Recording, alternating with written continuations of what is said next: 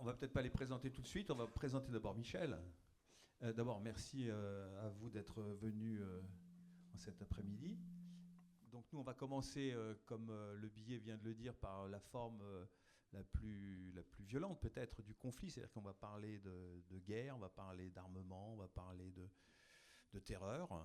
Mais on va essayer d'en parler comme dans l'esprit des rencontres de Cannes, avec toujours cette idée que il faut que ça s'interpénètre, il faut que ça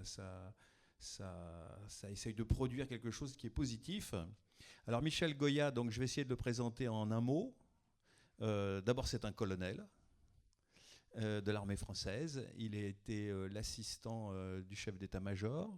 Puis ensuite, il est devenu enseignant. Il enseigne dans plusieurs endroits. Et puis sans doute l'avez-vous entendu ou vu sur les radios, les télévisions ces derniers temps, parce on sollicite son point de vue. Et donc en fait, on va commencer par lui, puis ensuite je vous présenterai nos différents invités, et puis je vous dirai un peu comment on va essayer de procéder cet après-midi. Donc je vous passe la parole, Michel, c'est à vous. Merci Gérard. Bonjour à tous.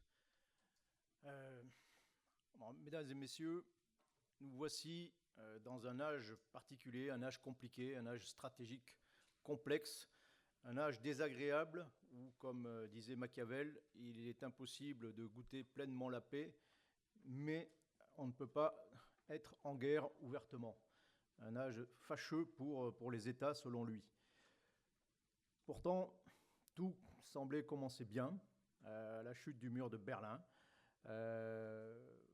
Quelques années plus tard, selon un rapport du Human Security Center en 2005, on constatait que il y avait 44% de conflits en moins par rapport aux périodes précédentes. Les budgets militaires de la plupart des pays diminuaient. Et tout ça semblait accréditer l'idée qu'on s'orientait, avec la fin du communisme, vers un nouvel âge, un grand âge libéral capitaliste, capitaliste américain, et démocratique sur l'ensemble du monde, que cet ensemble, cette fin de l'histoire, comme disaient certains, serait également protégée par un gendarme bienveillant, les États-Unis, qui avaient fait la démonstration quasiment au même moment face à l'Irak d'une puissance militaire absolument écrasante. Donc tout semblait s'annoncer comme dans le meilleur des mondes. En réalité, c'était une illusion et que cette diminution de violence ou cette diminution de guerre, en tout cas de conflit apparente, était simplement, probablement, la barre descendante d'un U et qu'à partir du début des années 2000, on a recommencé à remonter de l'autre côté, de l'autre branche U. Alors, ce n'est pas la première fois qu'on avait une illusion de ce genre. Déjà, pendant la première mondialisation, au XIXe siècle, on constatait effectivement la raréfaction des conflits entre nations européennes. C'est les seuls qui méritaient le titre de guerre, les expéditions lointaines ne le méritant pas. Et déjà, à cette époque, on s'imaginait qu'effectivement, on allait vers une grande ère de paix. En 1899, le jeune Churchill écrivait une lettre poignante disant que lui qui rêvait de gloire militaire se sentait frustré parce que visiblement il n'allait rien se passer en Europe dans les années à venir, dans ce siècle naissant. En 1910, quelqu'un comme Norman Angell écrit un livre qui s'appelle La Grande Illusion, et pour lui la Grande Illusion c'est l'illusion de la guerre. Il est persuadé que les économies mondialisées, interpénétrées, empêchent toute guerre. Ce serait quelque chose de suicidaire. Et donc pour lui, c'est quelque chose d'absolument impossible. Bon, on connaît la suite. En réalité, on pouvait avoir quelques indices que ça n'allait pas fonctionner aussi bien. Quand on regarde les costumes traditionnels de l'Alsacienne et de la Bretonne au début du XIXe siècle, on s'aperçoit qu'ils sont quasiment identiques. Et puis au fur et à mesure que la France s'unifie, avec la voie ferrée notamment, avec les moyens de communication, qu'elle se rétrécit d'une certaine façon, qu'elle s'uniformise, apparemment, on s'aperçoit que les costumes tendent avec le temps à se différencier. C'est-à-dire qu'il y a une réaction identitaire à cette uniformisation. Et là, ce qu'on a pu constater, à plus grande échelle dans ce monde du début du XXe siècle, c'est ça, c'est une réaction identitaire, une montée du nationalisme avec le résultat que l'on sait. Avec la fin de l'URSS en 1991, la menace d'un affrontement généralisé s'était dissipée. Et on a pu croire, là aussi, que les incendies qui se déclenchaient à droite à gauche, notamment en ex-Yougoslavie, étaient les derniers feux de cette guerre froide. C'était la lumière résiduelle d'une étoile morte. Les armées occidentales, à ce moment-là, d'ailleurs, ont été profondément transformées. Elles ont été professionnalisées, réduites. Et on leur a consacré, on leur a donné un rôle essentiellement de police internationale, de gestion de crise. Bon. En réalité, là aussi, c'était une grande illusion. Et force est de constater que le monde n'est pas aussi plat que disaient certains, aussi uniforme, et qu'on a vu apparaître de ci, de là, en particulier dans les États les plus affaiblis, on a vu apparaître des saillants, on a vu apparaître des poches de colère, dans les grands bidonvilles géants, dans certains quartiers, dans certaines zones tribales, dans certains ghettos. On a vu apparaître des taches. Alors effectivement, on pouvait se déplacer pour la première fois depuis longtemps partout dans le monde. Il n'y a plus de frontières véritablement infranchissables. En réalité, on était en sécurité nulle part complètement. Car dans ces poches de colère, ces espaces gris où se retrouvaient tous les exclus de la mondialisation, se développaient des réactions sociales, des réactions identitaires, des réactions politiques, de vraies réactions. C'est-à-dire que là, on n'était pas dans un contexte révolutionnaire, comme ça a pu être le cas dans les années 50, 60. Non, là, on a vu apparaître des phénomènes conservateurs, traditionnalistes et durs. Et le pire, c'est que dans ces poches, dans cet espace gris, dans ce côté obscur de la mondialisation, des organisations nouvelles sont apparues, des groupes armés, il y en a toujours eu, mais là, ces groupes armés ont bénéficié de la mondialisation, ils ont bénéficié, tout en restant très ancrés dans une culture locale, dans des espaces humains très, très particuliers, tous ces groupes, ces mafias, ces groupes criminels, ces groupes djihadistes, bien sûr, toutes ces organisations ont pu bénéficier, elles, des apports de la mondialisation, des flux financiers, des flux humains, des nouvelles technologies de l'information, des trafics en tout genre, des trafics d'armes, avec notamment l'ouverture des arsenaux de l'Europe de l'Est. Il n'y a jamais eu autant d'armes légères dans le monde entier. Donc ces organisations se sont renforcées alors que beaucoup d'États, dans le cadre de cette ouverture généralisée, beaucoup d'États avaient tendance à, au contraire, s'affaiblir. Et là, il y a eu plusieurs mauvaises surprises.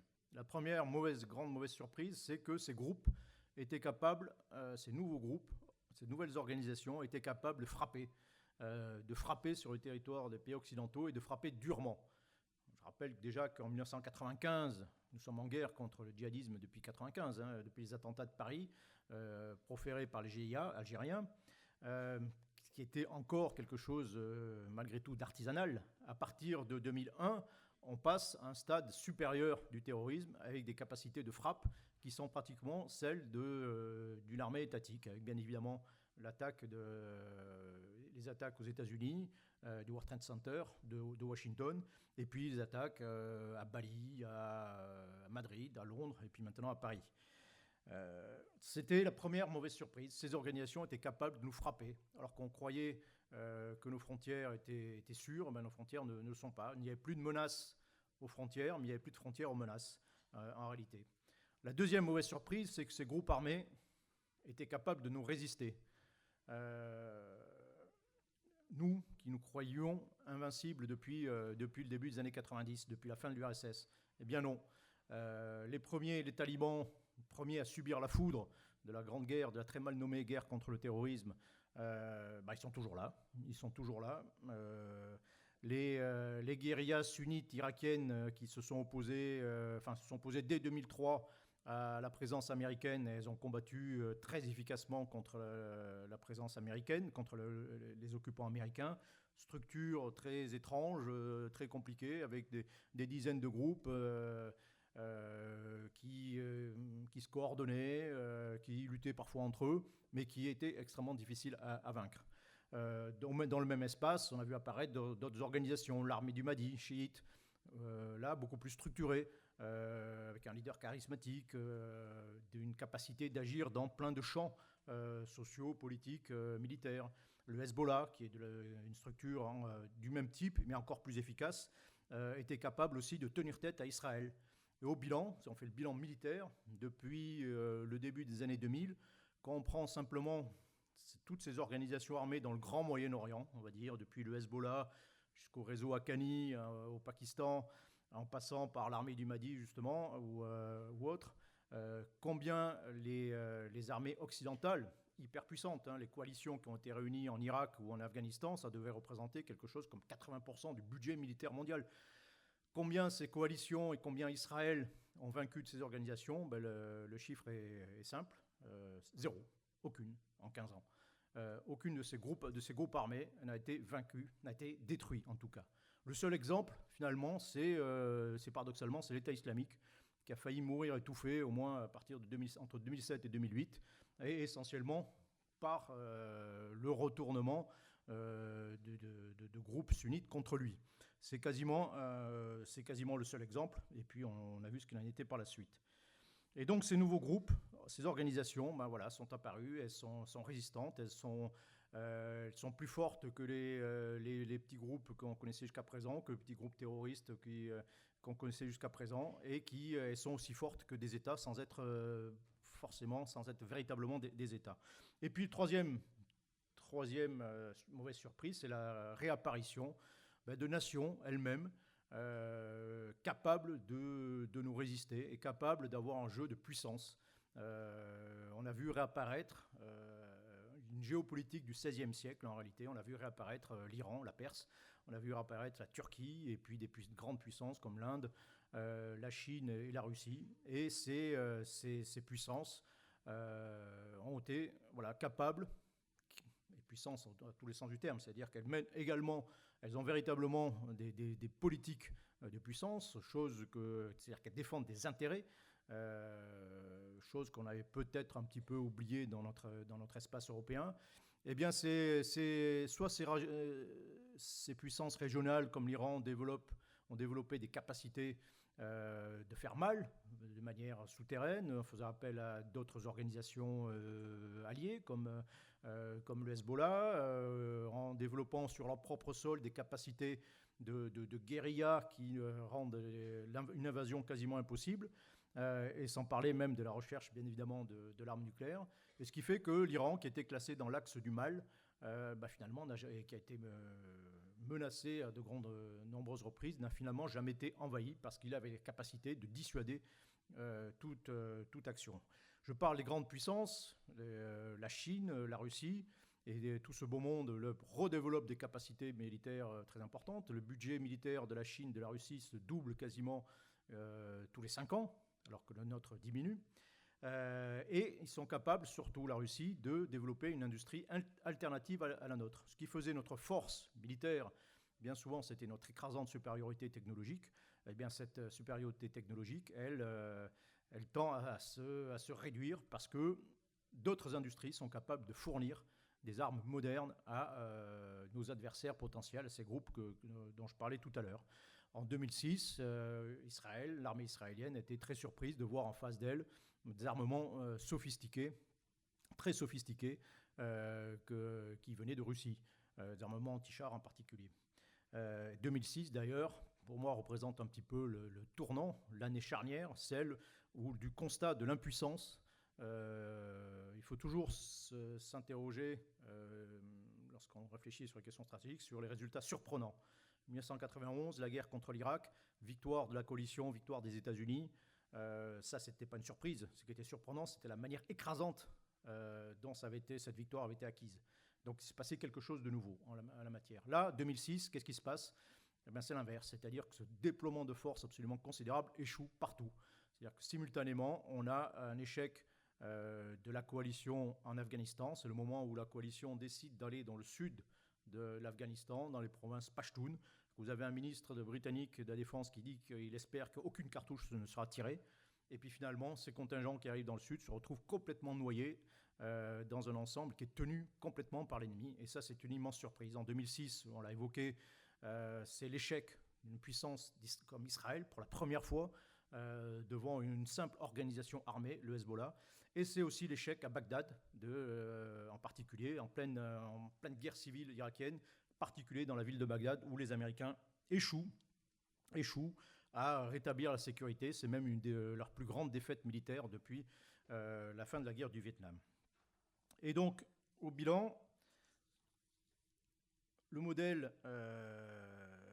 occidental, je dirais, militaire, en matière de technologie, qui reposait sur la suprématie technologique, est en train de s'effriter largement, et en train de devenir impuissant. Alors, ce qui concerne la France, bien évidemment, dans ce paysage stratégique autour de la France, s'assombrit. On est quand même très loin des dividendes de la paix dont parlait Laurent Fabius au début des années 90. Alors, dividendes de la paix, c'est simple, c'est on va économiser de l'argent sur tout ce qui sert à assurer la sécurité des Français. Si on faisait le même effort qu'à l'époque, qu'en 1990, en termes de pourcentage du PIB pour les ministères régaliens, ceux qui assurent globalement la sécurité des Français et de leurs intérêts, la défense, la justice, l'intérieur, la diplomatie, eh bien, on leur consacrerait 80 milliards d'euros au lieu des 40 qui sont consacrés actuellement. C'est-à-dire qu'on a divisé par 2 notre effort de sécurité des Français. Et ça se paye parce que cette illusion se paye, on le voit bien. La France d'aujourd'hui, elle n'est pas isolée. On a cru que c'était une île stratégique, je l'ai dit, mais ce n'est pas une île du tout. On est relié au reste du monde, qu'on le veuille ou non. Nous avons 4 millions de citoyens qui vivent hors du territoire métropolitain. Le commerce extérieur représente 1/5 de notre produit intérieur brut. Et nous disposons que peu de ressources naturelles. Et nous dépendons du reste du monde pour des tas de choses. Reste du monde qui lui-même connaît une situation de plus en plus malthusienne, de raréfaction des énergies fossiles et de problèmes écologiques particulièrement de plus en plus aigus. Et dans ce monde-là, les poches de colère que j'évoquais n'ont pas tendance à rétrécir. Que l'on songe simplement aux conséquences de la sécheresse de 2010 dans certaines régions du monde, peut-être, sans doute, elle-même un des premiers effets de ce réchauffement, conséquence de cette sécheresse de 2010 sur le monde arabe et notamment sur la Syrie, la situation en Syrie. Donc la France, maintenant la France doit faire face à des rivaux de plus en plus, des puissances plus ou moins hostiles avec lesquelles nous pouvons être en confrontation indirecte le plus souvent, mais qui peut passer par des tas de choses. On a vu qu'on pouvait agir, pour se confronter de manière très différente commercialement ou en agissant souterrainement. Ce qui se passe en Ukraine est très, très intéressant là-dessus. Par des attaques détournées, par des attaques cyber, il y en a constamment, venant de Chine en particulier. Donc confrontation, rivalité, et en même temps parfois coopération. Et puis combat, il faut bien le comprendre. Notre ennemi, ça a toujours été en réalité notre ennemi depuis plus de 50 ans. Notre ennemi, mais ce le sera de plus en plus, ce sont des organisations armées. Vous avez 400 soldats qui sont tombés morts pour la France depuis 1962. Ces 400 soldats sont tous été tués par des organisations armées, et aucun par une armée étatique. Donc voilà nos adversaires, et certainement pour longtemps. Voilà où nous en sommes. Nous sommes dans ce que Gramsci appelait la période des monstres, c'est-à-dire cette période où le monde ancien ne veut pas mourir et un monde nouveau a du mal à naître. Et c'est une période de transition qui est généralement assez troublée, où apparaissent les monstres. Et si il y a au moins un mérite, entre guillemets, aux attaques récentes à Paris, c'est d'avoir révélé, au sens chimique, c'est d'avoir révélé à quel point la France, le bouclier de la France pour affronter ces monstres était petit, était troué, et son épée était également extrêmement courte. Voilà, je vous remercie.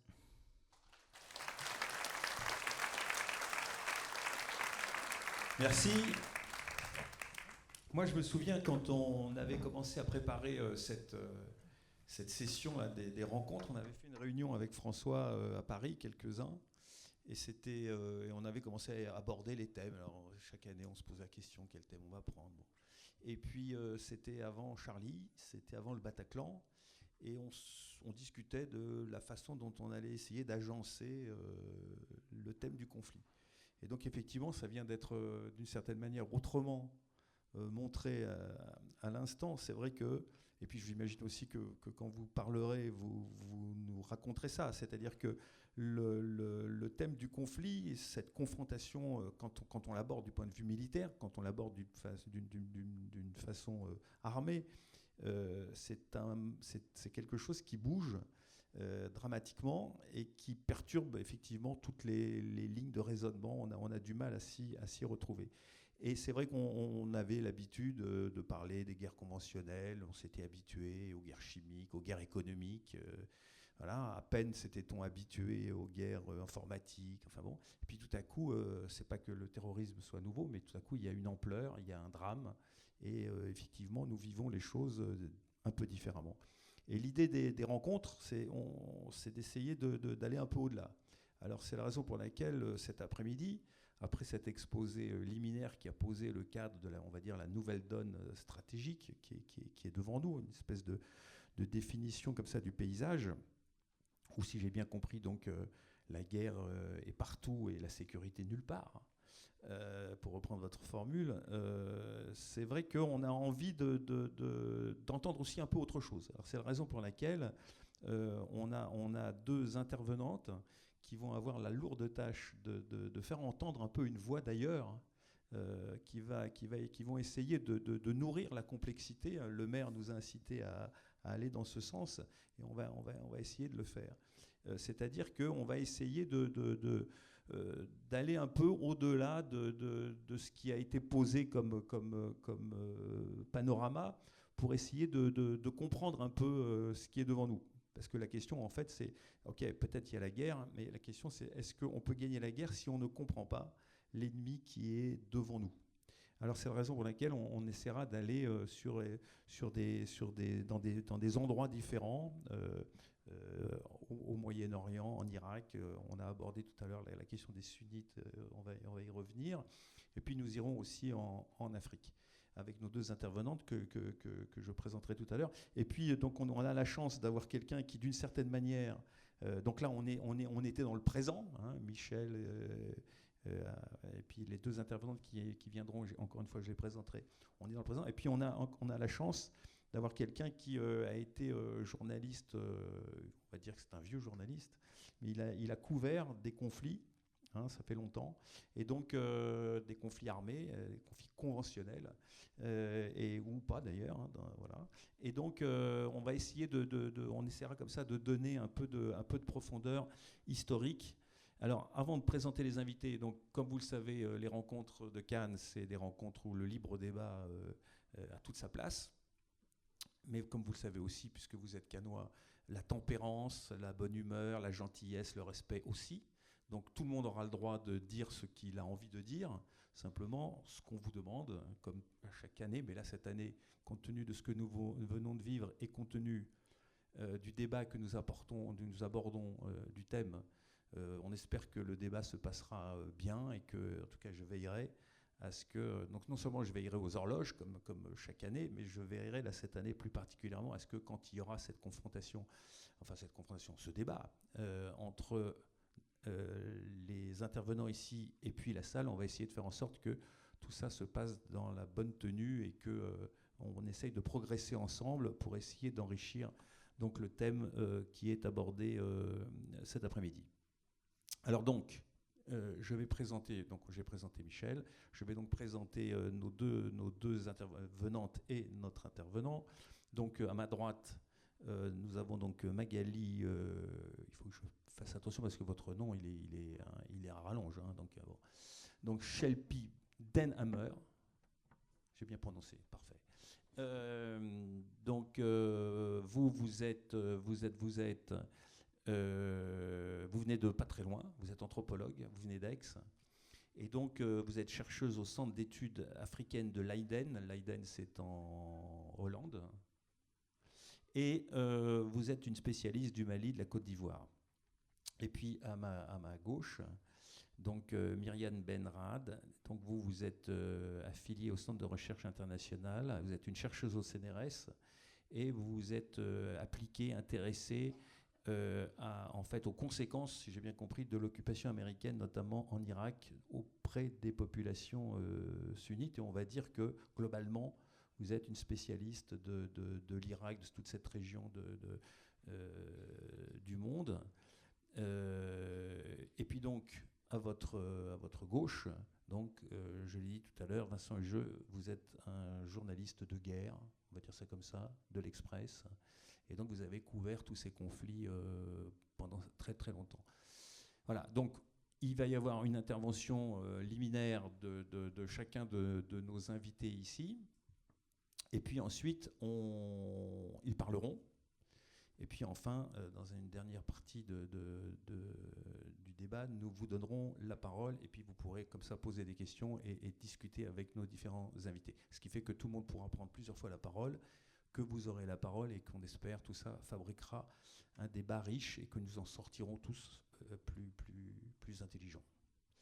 Alors, je vais donc donner la parole à Magali Schelpin-Denhammer. Et alors c'est intéressant parce que quand on parlait d'écouter les voix d'ailleurs, vous êtes intéressé au processus de recrutement de ces méchants qui nous font du mal. Et notamment, c'est vrai qu'on a été effaré au moment de l'affaire Charlie Hebdo.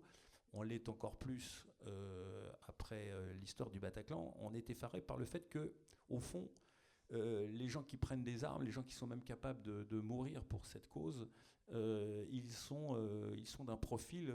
Il n'y a pas de profil, il y a plusieurs profils, et on s'aperçoit que non seulement le recrutement est divers, mais le profil psychologique ou même le parcours idéologique, religieux, enfin militaire même, des gens qui sont capables de prendre des armes est évidemment très compliqué.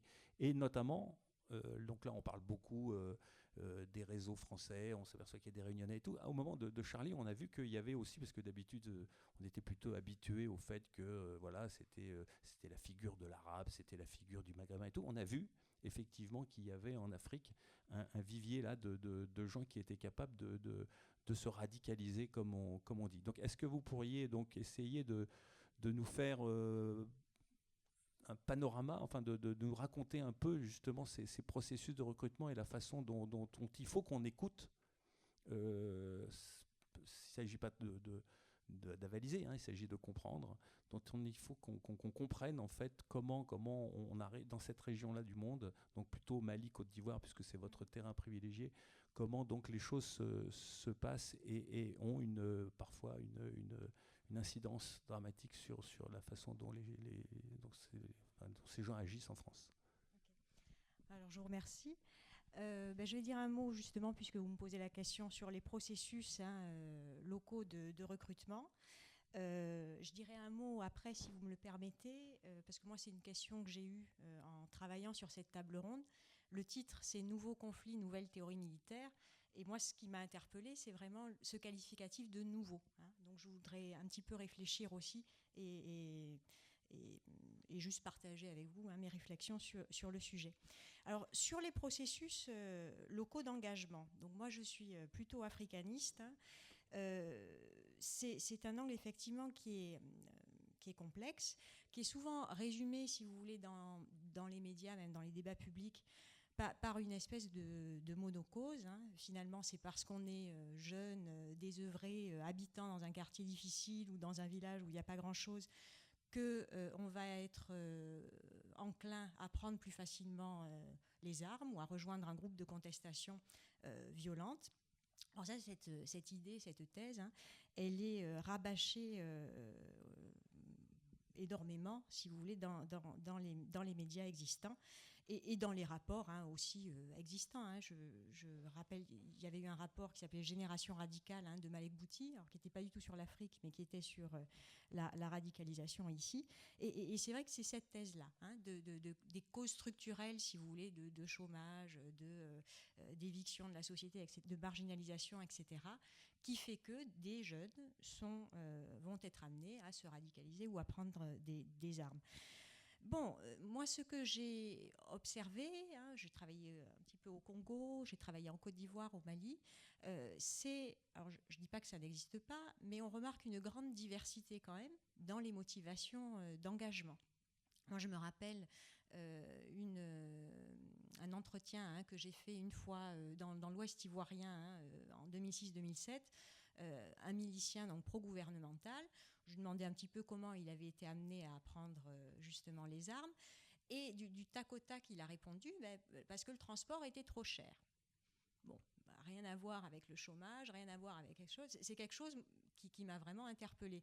Et en fait, quand on creuse un peu, quand il commence à nous raconter sa vie, il a fini par se trouver, si vous voulez, dans un groupe armé d'autodéfense, tout simplement parce qu'il avait une famille de 10 personnes dans l'Ouest ivoirien, donc proche de la frontière libérienne. Fin de l'année 2002, donc là où vous aviez tous les supplétifs libériens qui rentraient du Libéria, qui commettaient des atrocités énormes. Donc la menace venait à la fois, si vous voulez, de l'Ouest par les mercenaires libériens et à la fois du Nord par les rebelles ivoiriens donc, qui descendaient et qui voulaient gagner finalement le plus de territorialité possible. Ce qui se passe, bon, lui habitait une petite ville de province, donc à Guiglo, enfin je ne sais pas si certains connaissent, mais c'est une petite ville de province dans l'ouest. Bon, de l'ouest à l'ouest, à l'est, je dirais qu'il y a 3 villes que les soldats, les mercenaires traversaient. Lui, qu'est-ce qu'il voyait dans sa ville ? Il voyait tous ses frères fuir avec toutes leurs affaires sur la tête parce que les mercenaires libériens venaient d'incendier les villages puis de faire beaucoup de choses. Bon, lui, encore une fois, il a une famille de 10 personnes. Le prix des transports a été multiplié par 15 ou 20, si vous voulez, dans ces périodes-là, sachant que les transporteurs se mettent d'abord à l'abri, eux-mêmes. Donc, quand je dis transporteurs, c'est ceux qui ont les camions. Donc, eux se mettent d'abord à l'abri. Ensuite, quand leur famille est à l'abri, ils vont chercher à faire du business parce que tout simplement, il y a énormément de checkpoints quand vous êtes dans un état de guerre qui monte. Donc, vous avez des barrages en gros tous les 300 mètres et que pour passer, tout simplement, il faut payer. Donc, le prix, si vous voulez, de transport de Guiglo à Abidjan avait été multiplié par 15 ou 20, je crois, sur une toute petite période, au moment vraiment de l'avancée du front. Et donc cette personne-là, avec 10 personnes à déplacer, c'était impossible pour lui, si vous voulez, de payer. Cette personne était peintre, coiffeur à ses heures. Donc il a dit, je suis resté. Je suis resté et j'ai rejoint donc, les rangs d'autodéfense parce que c'est en Afrique. Alors je suppose que ça se passe dans d'autres contextes, mais en Afrique, il faut savoir que vous avez des zones, surtout dans les zones rurales, où vous n'avez pas de forces de police et de gendarmerie qui sont déployés. En général, vous en avez, mais très peu. Et donc, fonctionnent des espèces de systèmes de vigilantisme rural ou vigilantisme urbain, où vous avez finalement des gens de la communauté qui s'investissent pour sécuriser la nuit les entrées-sorties du village, ou pour sécuriser, comme c'était le cas dans l'Ouest, les récoltes, tout simplement les sacs de café, etc., qui sont en train de sécher. Donc les gens sécurisent de la criminalité urbaine, des vols, etc. Donc cette personne-là, qui n'avait pas assez d'argent pour partir de chez lui, est donc restée à ce niveau-là et a choisi de prendre les armes, de rejoindre un groupe d'autodéfense. Alors, vous avez parlé de structure tout à l'heure, mais c'est vrai qu'il faut garder en tête qu'il y a toujours une certaine temporalité du conflit. C'est-à-dire que quand il y a une menace, quand il y a une avancée, un groupe armé insurgé qui arrive, etc., vous avez toujours ces groupes d'autodéfense qui se mettent en place, qui sont relativement rapidement cooptés par le gouvernement, qui va alors les aider du coup en leur donnant des armes, en leur donnant quelques moyens pour les motiver. Et ces groupes d'autodéfense, finalement, vont devenir des supplétifs, rapidement, des supplétifs de militaires. Donc c'est ce qui s'était passé pour cette personne-là. Donc ça, c'est un exemple. Un autre exemple aussi de qu'est-ce qui amène les gens à rejoindre les groupes armés. c'est aussi un exemple très circonstanciel, un peu comme le précédent, mais c'est tout simplement d'être au mauvais endroit au mauvais moment.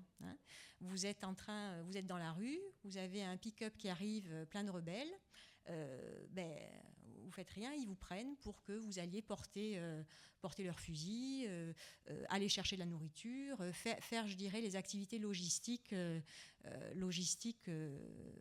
qu'un groupe armé a besoin. Vous avez aussi, dans le profil des recrues, vous avez différents types de profils. Vous avez des profils qui vont aller se battre dans des régions dont ils ne sont pas du tout originaires, dont en fait ils ne connaissent rien. Et vous avez, et c'est là où c'est intéressant, il me semble, vous avez des recrues qui sont des recrues locales, donc qui viennent du coin, qui sont un peu les ancêtres de ces mouvements de vigilants, et qui vont rester en poste, si vous voulez, quand l'atmosphère est tendue, qui vont rester en poste à l'endroit où ils vivent, finalement. Et ça donne du coup des situations qu'on met pas assez en valeur, je trouve, parce que ça fait des situations finalement où vous avez des civils militarisés qui vont tenir un checkpoint, par exemple, les lundis et jeudis. Et au checkpoint, ils se payent au checkpoint, sur le racket des passants, sur le racket des transporteurs, etc. Et le mardi et le vendredi, ils rentrent chez eux en famille et ils vont cultiver leur champ. Donc vous avez toujours ces allers-retours, si vous voulez, entre la vie finalement militaire et puis la vie civile, pour ces recrues locales, qui est vraiment intéressante à regarder, parce que quand on entend on entend souvent que les jeunes militarisés, je dis jeunes parce qu'on les présente souvent comme étant jeunes, mais il y a aussi des moins jeunes militarisés, mais on les présente souvent comme étant complètement déconnectés de la vie sociale, comme étant un peu des électrons libres, des sanguinaires, etc. Enfin, il y a toute une sorte d'imagerie, si vous voulez, associée à ça. Et alors qu'en fait, on a vraiment un profil de recrue locale qui va rester dans l'endroit, si vous voulez, pour sécuriser la zone, tout simplement, pour suppléer aux effectifs militaires. Et ces recrues locales sont intéressantes parce que là, vous voyez bien qu'il y a une extrême porosité des frontières entre les sphères militaires et les sphères civiles, avec vraiment des va-et-vient, comme je disais, des personnes qui ont des activités militaires en début de semaine et qui, en milieu de semaine, rentrent chez eux, font leur champ, rentrent avec leur famille, etc. Mais qui gardent une connexion vraiment forte avec leur réseau social d'avant-guerre. Donc ça, c'est un premier point. Puis après, il y a une motivation d'engagement aussi évidente, c'est vraiment être au mauvais endroit, au mauvais moment. Quand vous avez une division de pays en deux, comme ça s'est passé pour la Côte d'Ivoire pendant pratiquement 10 ans, entre 2002 et les élections de 2010-2011. Ça s'est passé aussi pour le Mali, pendant une période à peu près d'une année. Le pays a été vraiment coupé. Les 3/4 du pays étaient sous contrôle, étaient sous contrôle non gouvernemental. Donc, si vous voulez, quand ça s'est passé pour ça, vous avez tout simplement des restrictions à la liberté de circulation. Vous avez des gens qui se trouvent dans la mauvaise zone, entre guillemets, qui sont un peu déconnectés de l'État central. Et donc du coup, une des stratégies qui est utilisée, c'est finalement d'être avec ces groupes armés parce qu'ils sont là et parce qu'il faut bien faire avec. Donc vous avez aussi des stratégies opportunistes, ça je ne l'ai pas dit, mais c'est vrai que ça existe, mais c'est pas que des stratégies opportunistes, où vous avez aussi certains groupes armés, là je pense à ceux du Mali. Il y avait notamment les mouvements Ansardine, Moudjaou, etc., qui proposaient un petit peu de l'argent aux recrues. Donc ça se fait aussi. Mais ce n'est pas pour dire que tous ceux qui rejoignent ces groupes sont des opportunistes. Donc vous voyez bien qu'il y a une grande diversité, si vous voulez, de motivation, d'engagement. Et que c'est vraiment difficile de parler de monocause. Il n'y a pas de monocause. Et c'est vraiment très divers et ça, c'est en rapport vraiment avec des aspects très circonstanciels, des aspects aussi très émotionnels, parce que deux personnes confrontées à la même situation vont réagir complètement différemment. L'un va rejoindre, l'autre non. C'est aussi en rapport avec la façon dont l'individu processe son émotion. Donc vous voyez bien que c'est compliqué et que c'est du coup compliqué d'agir sur ça. Par contre, il faut reconnaître qu'il y a une grande diversité de ces motivations d'engagement et une grande porosité des frontières entre ces sphères civiles et militaires. D'autres exemples, vous avez des groupes, des militaires qui partagent des logements, parce que bon, moi j'adopte une approche un peu au ras du sol, mais de manière très pratique, quand vous avez un groupe armé dans une région, alors soit ils squattent des logements de personnes qui ont fui et donc le logement est vacant, soit il y a des arrangements qui se créent tout simplement entre militaires et civils. Vous avez des militaires qui paient des loyers à certains propriétaires civils. Vous avez des militaires qui ont des familles aussi, je pense aux recrues locales, mais pas forcément. Il y a aussi des militaires qui bougent avec leur famille. Et en général, l'état-major insurgé fournit à manger, si vous voulez, à ses troupes. Et alors, dans certains cas, il nourrit aussi la famille. Enfin, il y a toute une économie, si vous voulez, et toute une logique d'aide qui découle de ça. Donc ça, il faut en être conscient. Après, moi, je voulais... j'ai perdu mes feuilles. Ouais. Alors, je voulais revenir un petit peu sur la thématique première de cette table ronde. Alors, je vous rappelle le titre. C'était « Nouveaux conflits, nouvelles théories militaires ». Et moi, vraiment, ça m'a questionné, cette notion de nouveauté. Qu'est-ce qui est neuf, finalement, dans tout ça ? Et moi, je suis anthropologue de formation, donc je voulais plutôt adopter une approche plutôt au ras du sol, c'est-à-dire une approche qui met en valeur les points de vue des acteurs qui vivent la guerre, qui mettent en valeur leurs pratiques et leurs perceptions. Alors, si vous me permettez, je vais juste lire deux petits paragraphes d'extraits d'entretien qu'on m'avait fait il y a quelques années. Et s'il vous plaît, gardez bien en mémoire le titre de la table ronde, « Nouveaux conflits, nouvelles théories militaires ». Donc je vous fais la lecture de ces deux paragraphes. Alors, chacun avait son arme dans notre section. Les chargeurs étaient triplés avec 30 munitions dedans. On devait associer 3 chargeurs parce que pour recharger, pour quelqu'un qui est rapide, ça doit faire 7 minutes pour mettre les balles à l'intérieur. Donc comme tu n'as pas le temps de recharger au combat, on chargeait avant de partir et on triplait. On attachait avec du scotch ou du caoutchouc. Et dès qu'un chargeur finissait, on remplaçait rapidement. Un chargeur, tu peux le vider en 2 minutes. Quand c'est sur rafale, les balles, ça peut sortir 3-3. Le plus difficile pour moi pendant les combats, ça a été la question de l'eau. Parce que la calache, quand tu tires, ça chauffe et tu as soif. Et puis tu ne peux pas transporter une grande quantité d'eau. Tu as déjà une gourde d'1,5 litre, tu as un chargeur. Avec la calache, les deux doivent faire 3 kilos comme ça. Et il y a encore les munitions avec toi. Et tu as encore d'autres chargeurs. Tu as aussi un couteau. Tu ne peux donc pas prendre un bidon de 20 litres d'eau pour aller au front avec ça. Alors c'est quand il y a un temps mort dans le combat, quand l'ennemi a reculé, que tu peux finalement boire ton eau. Tu peux tomber sur une rivière, il y a des cadavres dedans, mais tu bois quand même parce que tu as soif. Ou quand le camion de ravitaillement des munitions revient. Il peut y avoir des bidons d'eau dedans. Chacun va alors charger sa gourde et puis se remet au combat. C'était dur. On buvait aussi de l'eau dans les flaques d'eau à terre parce que tu ne maîtrises pas la région, tu ne sais pas où tu peux trouver un marigot. Vous voyez bien que cet extrait d'entretien donne plutôt une impression de guerre artisanale. On n'est pas trop là dans un nouveau conflit, dans une nouvelle théorie ou stratégie militaire. Il n'y a pas grand-chose de neuf finalement. Ça s'est passé à Guiglo en 2007.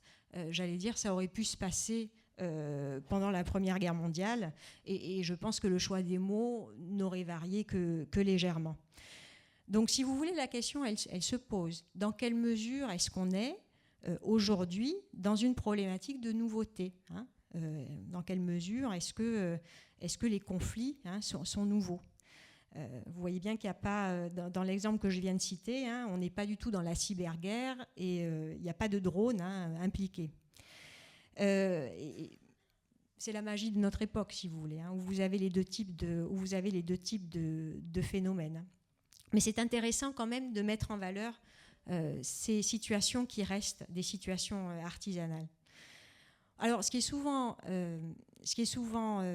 avancé quand on parle des conflits contemporains, c'est leur caractère global, ça on l'a dit, le degré important de violence envers la population civile, qui est supposé être plus fort qu'avant. C'est le fait que ces conflits sont plus maintenant communautaires, plus que idéologiques, c'est ce qui a avancé. Et c'est le fait que la tendance est plus intra-étatique qu'inter-étatique.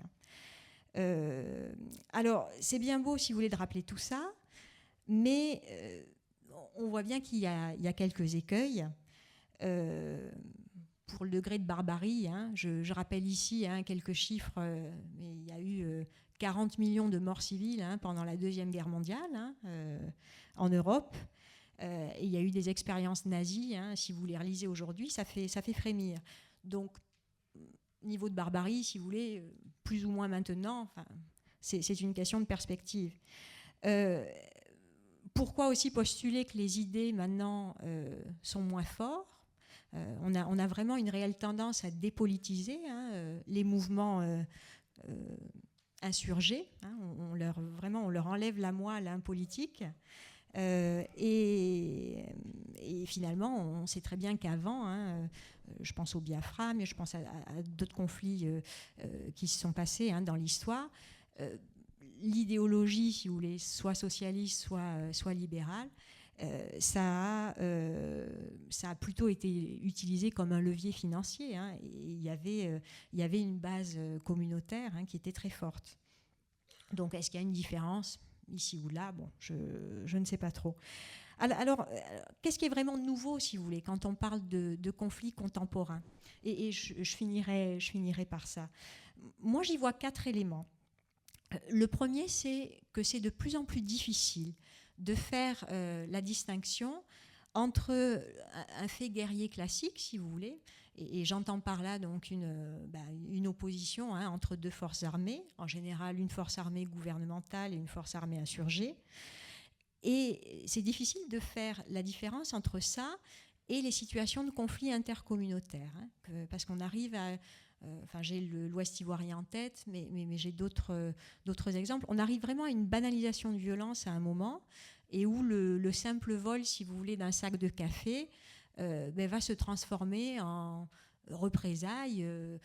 Des communautés entières vont être décimées parce qu'un individu a volé un sac de café à son voisin. Et on arrive tout de suite à des violences comme ça. La deuxième caractéristique qui me semble nouvelle, c'est qu'il y a vraiment une grande tendance à favoriser les négociations plutôt qu'une victoire rebelle. On a un biais rebelle extrêmement fort depuis quelques années. Et on met beaucoup plus en avant, voilà, l'opportunité de négocier quelque chose avec des accords de partage de pouvoir, etc. Mais le fait qu'un groupe rebelle gagne, la diplomatie internationale n'aime pas trop quand les rebelles gagnent. On a plutôt tendance à créer des zones tampons et à faire stagner les choses le temps que la diplomatie s'en mêle. La troisième chose qui me semble être intéressante et qui n'est pas souvent mis en valeur, moi je ne l'ai pas vu souvent, c'est la recrudescence aussi des revendications opportunistes. Et là, j'ai la Côte d'Ivoire en tête en disant ça. Qu'est-ce que j'entends par là? Les revendications opportunistes, c'est quand vous avez, par exemple, 10 ou 15, un groupuscule armé dans une zone, et énormément alors une base militante plus ou moins contrôlée, et un événement violent qui apparaît, et tout d'un coup quelqu'un qui dit c'est moi qui l'ai fait.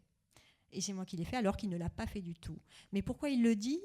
Il le dit avant les autres, et il le dit pour exister, dans une logique de captation, souvent, dans une logique de se faire remarquer par des leaders, etc. Donc vous avez ces revendications opportunistes qui sont intéressantes et et je pense qu'il existait moins avant. Comme vous avez des ombrelles opportunistes aussi qui existent, une espèce d'entente entre différents groupes armés qui est fortement médiatisée, etc., mais qui reste dans cette logique de captation de ressources. Et en pratique, on voit bien que c'est souvent qu'un agrégat de façade.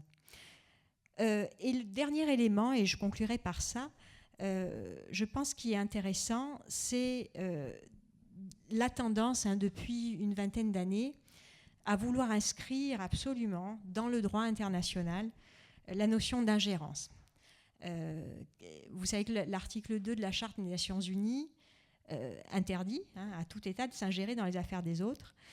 Et depuis le kouchnerisme, depuis une vingtaine d'années, vous avez une évolution à ce sujet qui a abouti en 2005 à l'adoption par l'Assemblée générale des Nations Unies, par, je ne sais plus ce que c'était au niveau juridique, c'était un texte de loi ou un arrêté qui disait que la responsabilité de protéger, si vous voulez, est maintenant inscrite dans les textes. Et je trouve que c'est intéressant et je trouve que c'est une nouveauté par rapport à ce qui se passait avant. Voilà un petit peu, le début de mon propos. En tout cas, merci beaucoup. Merci. Alors, justement, comme François vient de me dire qu'il faut qu'on se dépêche, parce que c'est vrai que ce qui est intéressant, c'est qu'on donne la parole un peu à tout le monde. Donc là, ça va, du point de vue des nouveautés, il y a peut-être quelque chose, et donc je vais vous demander de prendre le micro, Myriam. Peut-être quelque chose qui est nouveau quand même, c'est que quand ça ne marche pas, si c'est bon. 5e point de nouveauté, peut-être, mais il y en a peut-être d'autres. C'est que en fait, il y a une bataille. Bon, ça c'est pas nouveau. Il y a une guerre des opinions. La guerre du Vietnam a été de ce point de vue éclairante. Mais il y a quand même quelque chose qui existe aujourd'hui. C'est que on nous parle des frappes. On est quand même dans un monde où on fait la guerre sans trop voir de morts. Et dans cette bataille des opinions, c'est quand même quelque chose qui est très frappant. Donc je vous passe la parole. C'est que vous qui avez étudié un peu ce qui s'est passé en Irak, ce qui se passe aujourd'hui certainement en Syrie, c'est qu'au fond, quand on est en Occident, on nous parle de guerre, on nous serine ça à longueur de temps, mais en réalité, on ne la voit jamais. Merci. Bonjour à tous. Merci pour votre invitation. Et donc, je vais effectivement parler du Moyen-Orient. Excusez-moi, le fil. Ça vous combien de temps ? Je sais pas, on va dire 10 minutes. C'est très court. Alors, écoutez, d'abord, je vais vous dire une chose, quitte à être un peu provocatrice. L'illusion, elle était de notre côté. Non, pour le micro, ça va pas. Merci. L'illusion, elle était de notre côté. Là, je rebondis sur l'introduction de Michel Goya, qui a posé beaucoup de choses. Donc, d'ailleurs, je vais en profiter pour articuler mon propos autour de ces éléments. Et l'illusion, elle a cessé il y a bien longtemps au Moyen-Orient. Elle n'a pas cessé en 2003. Il faut revenir sur l'histoire. Il faut réintroduire un peu de profondeur parce que je pense qu'on est aussi dans un temps très immédiat qui est aussi le produit de la couverture médiatique qui est faite de ces conflits. De la même manière, enfin, je parlais d'illusion ou de forme d'artificialité de l'événement. 2014 et la prise de Mossoul par l'État islamique n'était pas une surprise. J'ai parlé de l'État islamique dès 2006. Sauf qu'on ne prêtait pas attention à l'Irak parce que nous n'étions pas engagés militairement en Irak, que l'Irak était un bourbier qui inondait nos écrans à coups d'attentats suicides relayés aux 20h, au JT de 20h, pour ceux qui s'en souviennent, qui faisaient l'objet de 30 secondes de couverture et puis on passait à autre chose. Ensuite, évidemment, les révolutions dans le monde arabe ont encore davantage occulté le front irakien, alors même qu'à l'époque, les Irakiens qui avaient fait dès 2003 l'expérience de la sortie, entre guillemets, de l'autoritarisme, ont regardé ces soulèvements voisins avec énormément d'incertitude et de manière très inquiète du fait de leur expérience de la transition. Et d'ailleurs, je pense qu'il y a un réel problème autour de la notion même de transition. Qu'est-ce qu'une transition ? Il n'y a pas eu réellement de transition en Irak. C'est même pire d'année en année. Alors, l'Irak, c'est central parce que l'illusion, elle commence au moment où, en 1990, le 11 septembre, 11 ans avant les attaques contre le World Trade Center, George Bush père va annoncer le nouvel ordre mondial. Donc la guerre du Golfe va être le prélude à la fin de la guerre froide. Il y a eu de fait, alors si cette guerre a été rapide et cette gestion de la guerre du Golfe efficace, c'est parce qu'il y avait eu un gentleman agreement à l'époque entre les Soviétiques et les Américains autour de la notion de la construction d'une sécurité collective.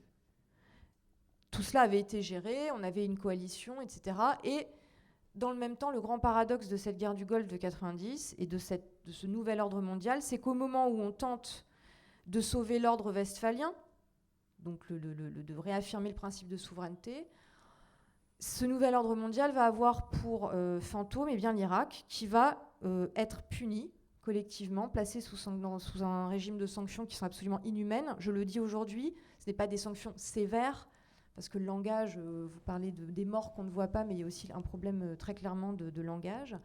Ces sanctions vont être inhumaines, dévaster l'Irak, qui était par ailleurs déjà dévasté par des années de guerre, la guerre contre l'Iran évidemment des années 80, la guerre du Golfe qui a achevé de ruiner l'économie irakienne, l'armée et la société, et puis ces sanctions qui vont être le trou noir de la mondialisation.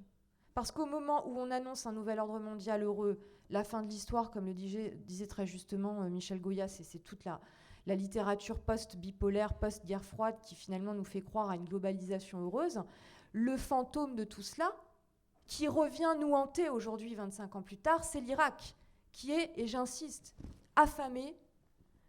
Il y aura des centaines de millions de morts, une gestion par l'ONU qui est scandaleuse, une série d'ailleurs de démissions de hauts fonctionnaires onusiens face à la tragédie humanitaire qui se déroule sous leurs yeux dans les années 90. Madeleine Albright dira quand même, il faut le rappeler, lorsqu'on lui demandera, je crois que c'était en 96, donc l'ancienne secrétaire d'État américaine, est-ce que ça en valait la peine? Elle dira oui, ça en valait la peine. Donc c'était un scandale. Et pourquoi j'insiste sur la période de l'embargo? Parce que c'est véritablement le trou noir. L'État paria et l'État qui est resté, on parle de frontières, en dehors de cette globalisation qui, sur le papier, mettait fin aux frontières, crée une nouvelle humanité finalement sur les restes de la guerre froide, eh bien, cette mondialisation, encore une fois, elle avait un trou noir, c'était l'Irak. Les Irakiens ne sont pas sortis de cette cage au sein de laquelle on les a enfermés, avec un régime de sanctions qui a été absolument abominable. J'insiste sur cet aspect. Donc lorsque les États-Unis arrivent en 2003 avec ce projet, encore une fois sur le papier, de démocratisation de l'Irak, de création d'un grand Moyen-Orient, avec l'idée évidemment en arrière-fond du fait de l'échec du processus d'Oslo sur la question israélo-arabe, d'incrémenter un changement à partir de l'Irak, là où ça n'a pas fonctionné dans les années 90, du fait, encore une fois, de l'échec prématuré des accords d'Oslo, les Américains arrivent dans un Irak qui est dévasté et où le sentiment anti-américain est très fort, évidemment, où la radicalisation, où la radicalité, enfin, a eu largement le temps de contaminer l'ensemble de la société. Et d'ailleurs, le dit calife de l'État islamique, Abu Bakr al-Baghdadi, que vous avez découvert en 2014, dès cette époque, se radicalise et prêche dans une mosquée dans la banlieue de Bagdad. Et l'idée de l'État islamique, comme alternative idéologique à tout ce qui se déploie à l'époque, donc comme alternative à la globalisation sous domination américaine, mais aussi évidemment comme alternative au nationalisme arabe qui a échoué non seulement dans ses fondements mais dans ses objectifs, eh bien l'idée d'un retour au panislamisme, au califat comme retour ou manière d'exorciser ce XXe siècle qui a été catastrophique pour le monde arabo-musulman est déjà là. 2003, donc les Américains arrivent sur un terrain, dans un pays qui a été dévasté. Alors je n'ai pas parlé évidemment de Saddam Hussein, mais le pouvoir bassiste va largement contribuer de cette décomposition, du fait de ces guerres que j'ai mentionnées, du fait de cette stratégie déjà à l'époque extrêmement cynique du régime pour rester au pouvoir, pour survivre. C'est exactement ce qu'on voit aujourd'hui avec le régime de Bachar. c'est beaucoup plus visible et beaucoup plus extrême, évidemment, actuellement en Syrie, mais c'est plus ou moins ce qu'on a observé comme dynamique dans les années 90.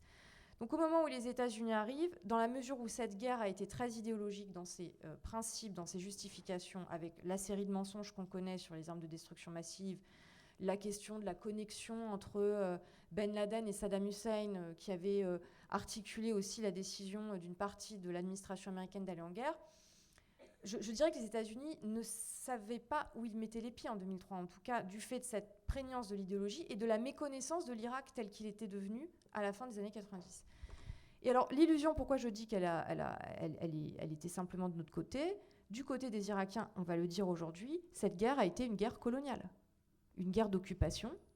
Dès les premiers moments de l'arrivée des Américains sur le terrain irakien, après un temps d'hésitation où certains vont dire, bon, voyons ce que cette opération liberté de l'Irak va donner et ce que cette libération promise par les Américains va donner, en réalité, très vite, on tombe dans un schéma de guerre anticoloniale. La résistance dont vous parliez au départ, elle s'est articulée autour de l'idée de djihad, mais le djihad n'est pas un phénomène nouveau. L'idée de djihad était déjà présent et mobilisée comme référent pendant les guerres d'indépendance. Ça n'a jamais été une nouveauté, puisqu'on parle de peuples qui sont musulmans. Donc il y a des réactions identitaires qui, évidemment, mobilisent le langage religieux. Donc, dès 2003, les Irakiens, par exemple, je vous parle de guerre anticoloniale, vont parler de la grande révolution de 1920, lors de laquelle ils s'étaient déjà soulevés contre les Britanniques, qui avaient été, comme vous le savez, la puissance mandataire après la chute de l'Empire ottoman. Et ça, c'est très important, parce que évacuer, je suis d'accord avec vous, le politique, évacuer la perception des acteurs qui ont vu, donc, comme j'ai dit, du colonialisme, du néocolonialisme dans cette guerre, de l'impérialisme. Et évidemment, ça articule tout à fait le discours de l'État islamique aujourd'hui, y compris dans son extension au sein de notre propre société. Et je pense, alors je sais que c'est tabou, je sais que c'est controversé, il faut réintroduire aujourd'hui une réflexion sur le dit post-colonialisme, y compris au sein de la société française, parce que sans faire de systématisme, il y a de fait une question autour de cela. Et je vais tout de même parler de l'État islamique, je vais prendre 5 dernières minutes et je répondrai aux questions pour qu'on ne perde pas trop de temps. Mais donc toute l'évolution de la guerre de la guerre d'Irak, c'est cela. Et la naissance de l'État islamique, c'est cela. C'est un contexte de guerre anticoloniale qui, au départ, effectivement, est mené par des acteurs différents, les anciens bassistes qui sont démis de leurs fonctions, les soldats, les officiers qui ont été mis à la rue du fait du démantèlement de l'armée irakienne, ce que vous avez très bien montré dans votre ouvrage que vous aviez publié sur l'Irak. La présence d'une mouvance salafiste indigène irakienne dont al-Baghdadi faisait partie, je le disais, dès les années 90. Et puis ces Irakiens, ces hommes qui ont décidé de prendre les armes au moment où l'armée américaine a commencé à multiplier les exactions, les bavures. Et là, je pense qu'il faut réécrire la guerre d'Irak parce que, évidemment, si vous voulez, oui, il y a eu des bavures terribles. Je renvoie à Wikileaks. Alors oui, je sais qu'aujourd'hui, Julian Assange est cloîtré dans un 5 mètres carrés à l'ambassade d'Équateur à Londres, mais enfin, Wikileaks, tout y est.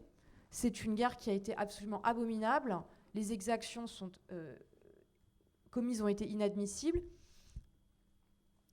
Et Al-Qaïda Irak, donc la branche irakienne qui s'est implantée dans le pays dès 2004 sous la férule de Zarqawi et qui est devenue dès 2006 l'État islamique d'Irak, avec l'idée donc encore une fois qu'il fallait non seulement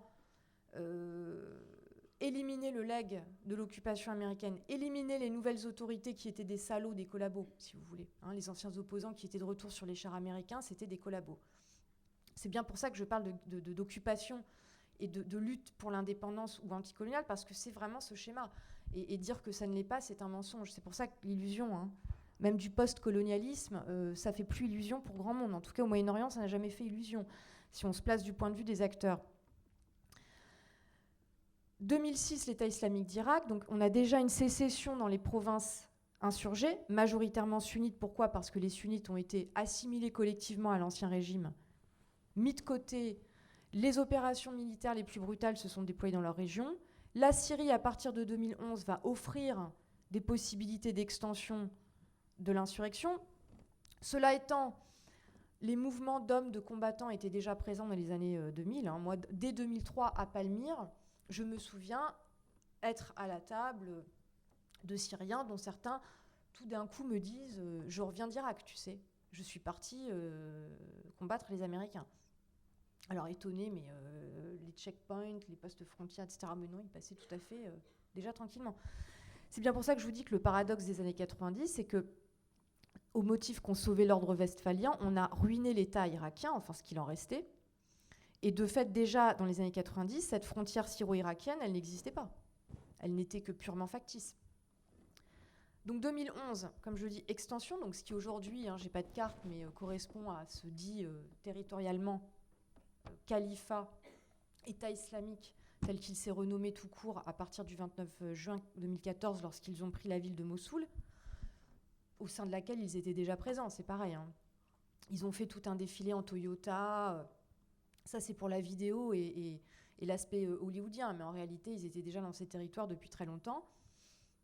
Ils ont profité de la déliquescence de l'État, des services, de la répression par les forces armées, par les forces de sécurité, sous l'ancien Premier ministre Maliki, pour vendre leur discours aux populations locales en leur disant « Vous êtes gouvernés par des corrompus, vous êtes gouvernés par des tyrans, qu'il s'agisse des Américains, des anciens opposants devenus les nouveaux tyrans finalement, parce que le discours c'était de dire que Maliki, ancien opposant à Saddam, était finalement devenu un nouveau Saddam. » J'aurais bien aimé avoir de l'eau. Comme il vous reste 1 minute pour conclure, on va faire un deal, vous allez conclure en 1 minute et moi je vais ouvrir la bouteille. Je voudrais juste quand même, oui, voilà, mais après, bon, j'ai pas eu assez de temps, j'aurais aimé avoir plus de temps. Parce que l'État islamique, c'est quand même très important, ce que j'ai dit pour...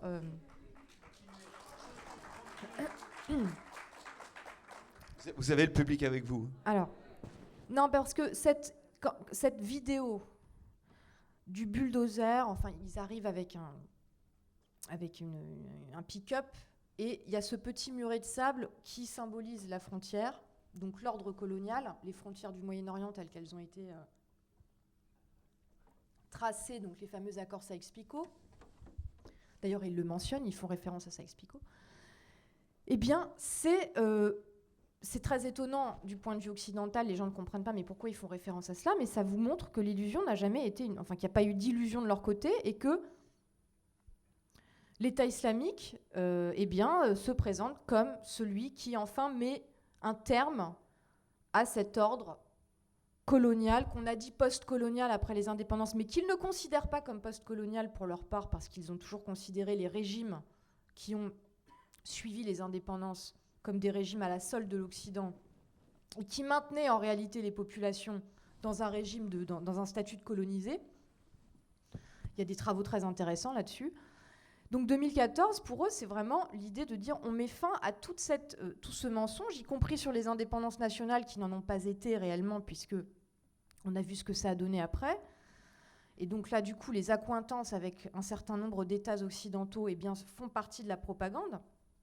Et ce mouvement se présente de ce point de vue comme un mouvement révolutionnaire, il faut bien le comprendre, parce que les méthodes sont terroristes, mais le discours est révolutionnaire. L'idée est de rompre totalement avec le XXe siècle l'ordre établi. Et j'ai pas énormément de temps, mais cette notion de post-colonialisme, de guerre anticoloniale, elle fait sens en France. Pas seulement d'ailleurs pour les jeunes issus de l'immigration, parce que l'idée, ce serait de dire, finalement, l'idée un peu basique, ce serait de dire les enfants d'immigrés maghrébins sur 1, 2, 3 générations vont avoir un réflexe naturellement anticolonial. Enfin, ils le ressentent avant tout comme tel. C'est pas totalement faux. Je pense qu'il faut en tout cas poser la question. Il y a des discriminations. Il y a certains chercheurs parlent même des banlieues ou des territoires aujourd'hui délaissés. Hein, les ghettos ils parlent de ghettos de la nation. Certains vont même parler des nouvelles colonies de la République. Donc, qu'est-ce qu'on peut dire de cela ? Il y a aussi un fort discours marxiste de lutte des classes, propre aussi à l'époque de l'anticolonialisme, qui fait que des profils si différents vont converger vers le groupe, parce que quand on se demande pourquoi le jeune Français qui s'est converti en 24 heures à l'islam part en Syrie, en Irak, et finalement, bien sûr qu'il y a l'expression d'une radicalité, d'un antisystème, et que l'islam devient, de manière très fantasmée, très mythifiée, le canal d'expression de cette dissidence.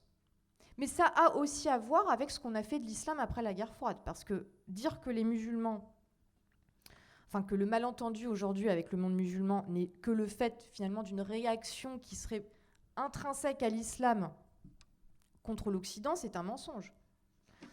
L'islam a été diabolisé. Dans la période post-guerre froide, on a substitué tout de même largement dans la littérature stratégique américaine, c'est là, hein, à l'ennemi soviétique, à l'homme rouge, l'homme vert, en quelque sorte. Donc il y a toute cette littérature américaine de diabolisation des musulmans, de l'islam. On peut refaire l'histoire, mais enfin, le rôle joué par les Occidentaux dans l'expansion du djihadisme a commencé par l'Afghanistan à la fin des années 70, tout de même, on ne peut pas le nier. De la même manière qu'aujourd'hui, j'entends beaucoup après les attaques du Bataclan, et je vais vraiment finir là-dessus, que non, ils nous détestent parce qu'ils nous détestent, et c'est comme ça, et c'est intrinsèque, on est dans l'essentialisme total. Moi, je suis en parfait désaccord avec cette thèse, parce qu'à partir du moment, et on peut débattre évidemment du passage à l'acte et du fait que des gens vont tuer de manière froide des centaines de personnes, ça c'est une chose. On va peut-être pas débattre de ça. Mais je vais finir quand même là-dessus. Ils ont parlé de l'Irak et de la Syrie. Ils ont parlé de l'intervention militaire. Ils ont parlé des bombardements et des morts civiles. Donc dire qu'il n'y a pas de politique et pas de message politique sur la question des interventions occidentales, sur la question des morts et le traitement de la mort, parce que pour eux, et je le dis, ils le disent à longueur de communiqué, leurs morts ne sont pas nos morts. Leurs morts n'ont aucun visage, n'ont pas de nom. Je vous renvoie à Wikileaks, c'est exactement ça.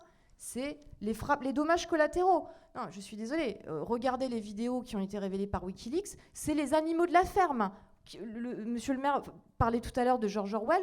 Bien sûr que nous sommes dans des temps orwelliens. Ce sont les animaux de la ferme, là où nos vies sont bien plus précieuses que les leurs. Donc comment ne pas ramener ça au colonialisme et à l'idée du barbare, du sauvage qu'on vient civiliser et qui, de toute façon, est inférieur de fait. Je crois quand même que ces dimensions, même si elles sont dérangeantes, doivent être réintroduites. Vous l'avez fait avec talent. Alors, là, c'est pas facile, Vincent. Vous allez, d'une certaine manière, conclure cette première salve de discussion. Alors vous, votre particularité, d'une certaine manière, c'est que vous aussi, vous avez été sur le terrain, comme nos deux dernières intervenantes, mais évidemment dans une posture qui a été un peu décriée, là, qui est la posture du journaliste. Quelle est, de cette expérience, quels sont les points que vous aimeriez nous conter ici, nous raconter, nous exposer, qui permettent justement de mieux comprendre cette complexité? On voit bien, on a bien entendu tout ce qui a été dit, là, qui est effectivement très intéressant dès lors qu'on est sur le terrain et qu'on voit les choses du bas. Quels sont les points que vous avez envie de faire ressortir? Mon propos étant minuté, il n'est pas totalement exclu que je tienne dans les 10 minutes réglementaires. Un préambule qui n'est pas une coquetterie sémantique. Je ne suis pas un reporter de guerre. Je suis un journaliste dans la guerre. Et pour moi, ça n'a rien à voir. Dans Les Noyés de l'Altenbourg, André Malraux écrit « Il faut faire la guerre sans l'aimer ». J'ai acquis au fil des ans la conviction qu'il faut la couvrir en la détestant, mais en la poursuivant d'une exécration évidemment rigoureuse et méthodique. Je crois que l'on dit bien, pour peu qu'on puisse la dire bien, la guerre, quand on la déteste. Premier point. Je n'ai pas de dépendance toxicomaniaque, à la différence de certains de mes congénères, je l'admets volontiers, à l'état de guerre. Et il se trouve néanmoins que ça fait un quart de siècle que j'ai le douteux privilège effectivement de couvrir pour l'Express conflits armés et tragédies humanitaires, notamment en Afrique et au Moyen-Orient. De la première guerre du Golfe, il en était question à l'instant, hein, l'opération Desert Storm, millésime 1990, au naufrage du Soudan du Sud, la plus jeune nation de la planète, via le démembrement de l'ex-Yougoslavie, le génocide rwandais, les années de plomb algériennes, le calvaire d'Haïti, la chute de la maison Saddam en Irak, avant, pendant et après 2003, le Darfour soudanais, l'échiquier afghan, les convulsions ivoiriennes, la descente aux enfers centrafricaine, l'épilogue sanglant de la geste Kadhafi en Libye, le Mali, Boko Haram au Nigeria, la Syrie, par exemple. Mon propos sera donc strictement empirique, adossé à ces expériences vécues, et le constat tient en peu de mots. Au fil des ans, j'ai vu l'asymétrie à préfixe privatif devenir la norme et la guerre vintage l'exception. Le dernier conflit conventionnel qu'il m'a été donné d'approcher, ce fut l'empoignade fratricide entre l'Éthiopie et l'Érythrée. Deux armées constituées, réputées régulières, même si elles ne sont parfois régulières que dans l'atrocité ou la nullité, un front, un champ de bataille, des règles. Époque révolue. Arrêtons-nous un instant sur le lexique. Conflit conventionnel, disais-je, appelé donc à se conformer à des conventions, à commencer par celle de Genève, censée codifier et corseter la belligérance. Un appareil de normes, volontiers bafoué, certes, mais qui était supposé régir, par exemple, le traitement des prisonniers ou la chorégraphie des cessez-le-feu. Le respect aléatoire, bien sûr, des emblèmes aussi, le drapeau bleu ciel de l'ONU, la bannière de la Croix-Rouge, les fanions des ONG internationales, et dans le meilleur des cas, une forme de tolérance envers les médias qu'il s'agissait, bien entendu, de cornaquer, de manipuler autant que faire se peut, mais dont on pouvait, à la limite, admettre la légitimité de la mission. Tout cela est terminé. Le statut de journaliste, le sticker presse apposé sur le gilet pare-balles ou l'usage de 4x4 customisés au ruban adhésif ne fournit plus la moindre protection. Au contraire, il fait de vous un gibier. On l'a vu du Levant au Sahel, le reporter, comme le cadre expatrié, comme l'acteur humanitaire, est au mieux une monnaie d'échange, au pire une proie. Cette mutation n'est que le corollaire de l'essor du phénomène milicien. La figure de l'officier d'active, au comportement rationnel et au discours cohérent, s'avère de plus en plus rare. Celle du soudard ivre de bière et de pouvoir, parfois chanvré jusqu'aux yeux, de moins en moins exotique. Les fantasmes véhiculés par ses chefs ou la propagande maison font le reste. Dans son esprit, ou ce qui en tient lieu, l'étranger de passage n'est pas un témoin qui a vocation à relater des faits, ou bien à installer une pompe à énergie solaire, ou encore à soigner malades et blessés, mais c'est un espion au service de l'ennemi, de l'Occident exécré ou de l'ex-puissance coloniale nécessairement revancharde, voire dans une variante un peu plus sophistiquée, l'agent infiltré afin de marquer les cibles promises au prochain raid aérien. Voilà ce que cela donnerait à l'aune du thème des rencontres de l'an dernier, la peur, vous vous en souvenez. Mes trouilles les plus intenses, je ne les ai pas vécues dans les caves de Grozny, à l'heure où l'aviation russe écrasait sous les bombes les rebelles tchétchènes, non. Dans un tel cas de figure, on serre les dents et au besoin les fesses, on prie pour que le plafond tienne bon et on attend que ça se passe. En revanche, que faire au milieu de nulle part quand un gamin guère plus haut que son fusil d'assaut et dopé aux amphétamines vous tient en joue? Aux Philippines, sur l'île de Mindanao, quand on y traquait encore les insurgés maoïstes, les ados en faction au checkpoint des milices d'extrême droite portaient en sautoir une fiole. Si le liquide que celle-ci contenait chauffait, si du moins l'intéressé éprouvait une telle sensation en votre présence, c'est que vous étiez un agent communiste. À quoi ça tient? Autre métamorphose, l'évolution du casting. En dehors des guerres civiles, qui ont ceci de particulier qu'elles sont d'ordinaire orchestrées par des militaires, la plupart des conflits dont je suis familier mettent aux prises non deux armées occupées à conquérir ou à défendre un territoire, mais d'une part une guérilla de type insurrectionnel et d'autre part une force multinationale ou supranationale extérieure au théâtre, munie ou pas d'un mandat émis par les Nations Unies, l'Union africaine ou telle instance régionale, les casques bleus, les casques blancs ou autres. Citons à titre d'exemple le contingent français Licorne en Côte d'Ivoire, le dispositif Serval au Mali ou Sangaris en République centrafricaine, mais aussi les Comog au Libéria ou en Sierra Leone ou l'AMISOM en Somalie, en clair une joint venture ONU-Union africaine.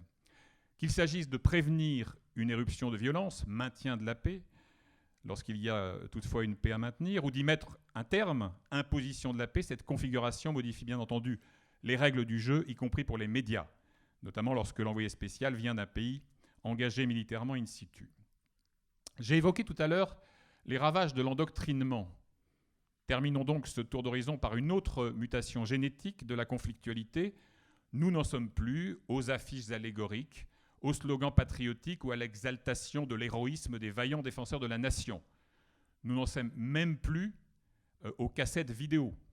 Non, à l'ère d'Internet et du dark web, le côté obscur de la toile, à l'heure de YouTube, de Facebook, de Twitter, d'Instagram et des applis de toute nature, la propagande a changé d'échelle et de nature.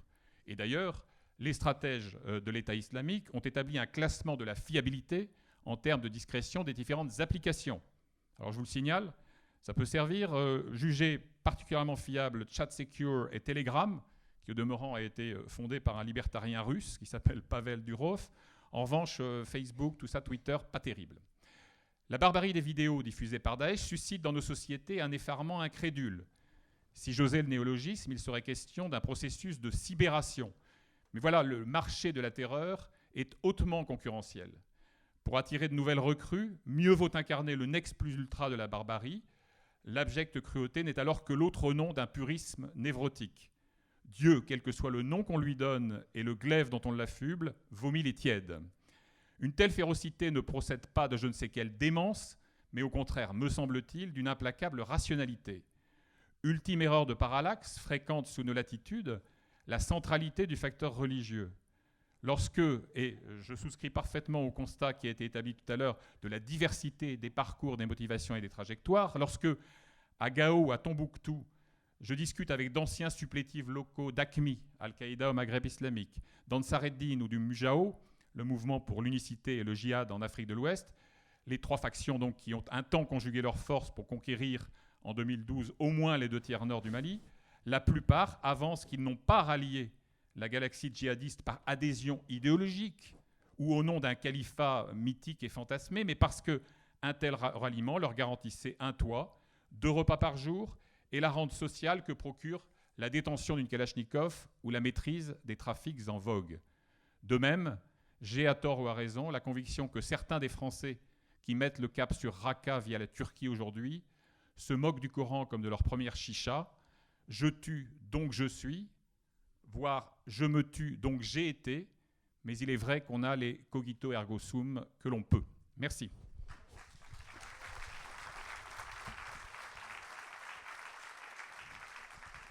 Alors comme je vois François là qui s'impatiente et qui veut tenir, lui, à l'inverse de ce que je disais tout à l'heure, l'horloge, et il a raison, on va donc pas faire le petit tour de parole que j'avais pensé qu'on allait faire pour vous permettre de réagir à ce que les uns les autres vous aviez dit, mais je suggère que l'on donne tout de suite la parole à la salle.